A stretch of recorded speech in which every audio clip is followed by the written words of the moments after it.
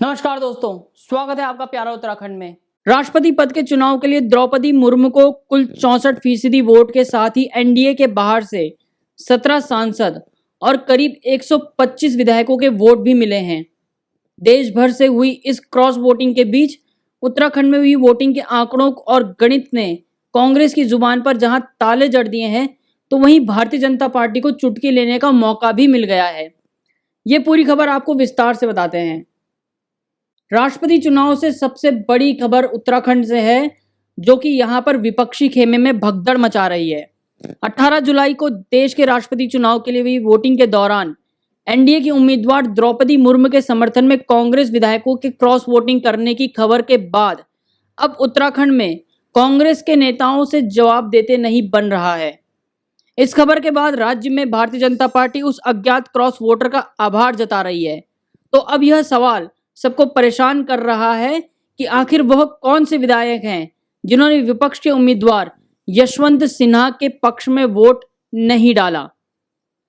कांग्रेस की तरफ से उत्तराखंड में किस विधायकों ने क्रॉस वोटिंग की है, यह समझने के लिए पहले राज्य की विधानसभा का गणित आपको समझाना पड़ेगा। 70 विधानसभा सीटों वाली उत्तराखंड विधानसभा में भारतीय जनता पार्टी के पास 47 और कांग्रेस के पास 19 विधायक हैं।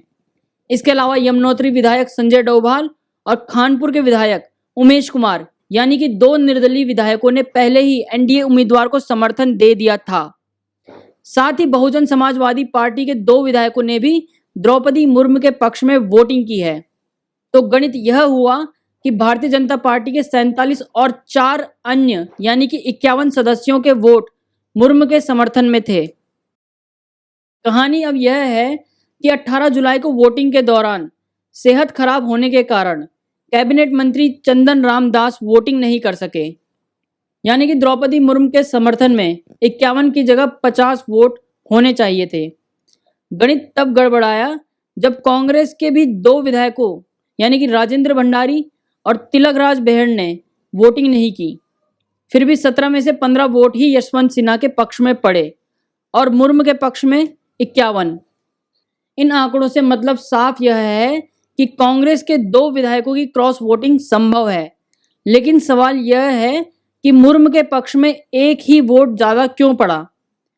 असल में एक वोट इनवैलिड पाया गया और यह स्पष्ट नहीं है कि यह किस विधायक का वोट था।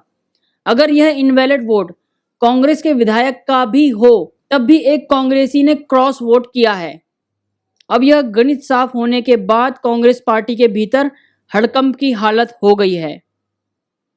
आपको जानकर हैरानी नहीं होनी चाहिए कि यह आशंका पहले से ही जताई जा रही थी कि मतदान से ठीक एक दिन पहले जब कांग्रेस ने अपने विधानमंडल दल की मीटिंग बुलाई थी, तो मीटिंग के लिए बकायदा कांग्रेस के प्रदेश प्रभारी देवेंद्र यादव देहरादून पहुंचे थे।